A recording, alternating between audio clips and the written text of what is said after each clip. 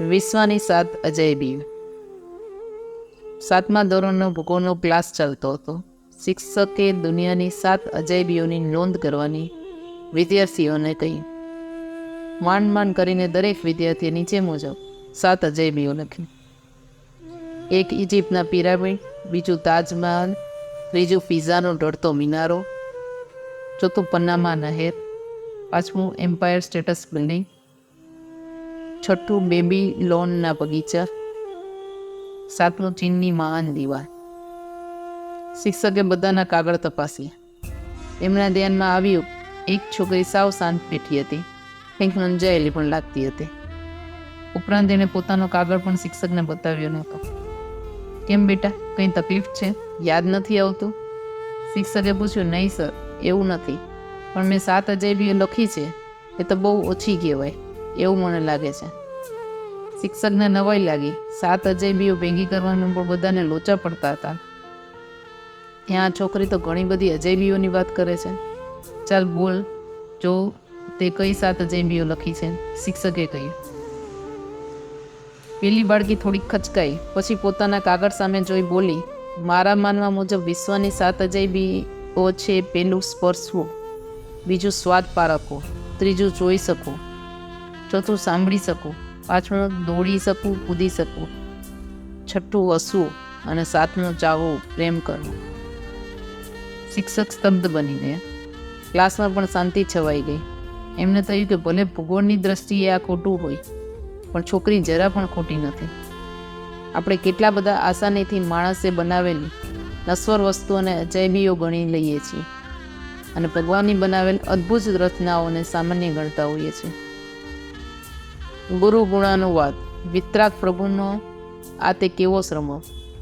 હા, વિશ્વની પહેલી અજાયબી, જેને ગામમાં ઘર-બાર ન હોય, જેને બજારમાં દુકાન કે પેઢી ન હોય, જેને સીમમાં ખેડવા ખેતર ન હોય, જેને દુનિયાની કોઈ બેંકમાં ખાતું ન હોય, જેને કોઈના ઘરે એની થાપણ ન હોય, જેને પોતાની પાસે ફૂટી કોડી પણ ન હોય, અને આ બધું ન હોવા છતાં પ્રસન્નતાનો મહાસાગર જેનામાં હિલોડા લેતો હોય, તે જ વાલા વીર પ્રભુનો સાચો શ્રમણ હોય. પ્રભુ આપણને સાચી અજાયબીઓ ઓળખવાની શક્તિ આપે. પ્રભુ આપે મનને જે વિચારવાની ના પાડી છે, જીભને જે બોલવાની ના પાડી છે અને કાયાને જે આચરવાની ના પાડી છે, એ હું જ્યારે વિચારું છું, બોલું છું અને આચરું છું, ત્યારે આપોઆપ હું આપની આજ્ઞાની બહાર થઈ જાઉં છું. આ હકીકત જ્યારથી મારા ખ્યાલમાં આવી છે, ત્યારથી હું સાવધ બની ગયો છું. પ્રભુ, એક વાત કહું, જંગલમાં યથેચ વિહરતા હાથીને જેમ થાંભલે બંધાવું ગમતું નથી, તેમ અનંતકાળથી યથેચ વિહરી રહેલા મારા મન, વચન, કાયાને પણ આપની આજ્ઞાના ખીલે બંધાવવું ગમતું નથી. આપ એવો કંઈક જાદુ કરી દો ને કે મારા મન, વચન, કાયાને આપની આજ્ઞાના સ્વીકાર સિવાય ચેન જ ન પડે. આજનો માણસ શિરામણ નથી કરતો, બ્રેકફાસ્ટ લે છે. તે જમતો નથી, લંચ લેતો હોય છે. તે વાળું નથી કરતો, ડિનર લેતો હોય છે.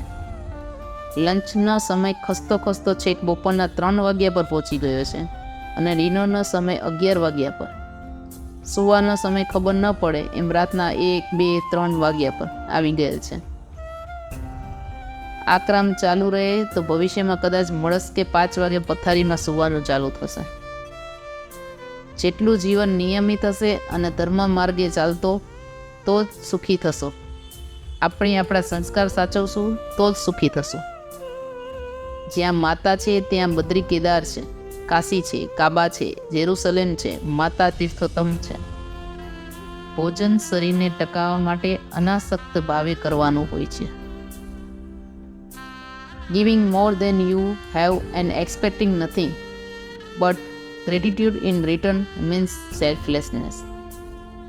Holding your head high and being the best you know you can be when life seems to fall apart at your feet and facing each difficulty with the confidence that time will bring you better tomorrows.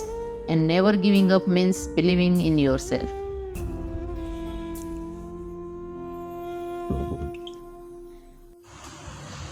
તો આવા જ નવા પ્રેરણાદાયી અને જીવન સાર્થક બનાવવા માટેના વિડીયો જોવા માટે અમારી ચેનલને લાઈક કરી અને સબસ્ક્રાઈબ કરો.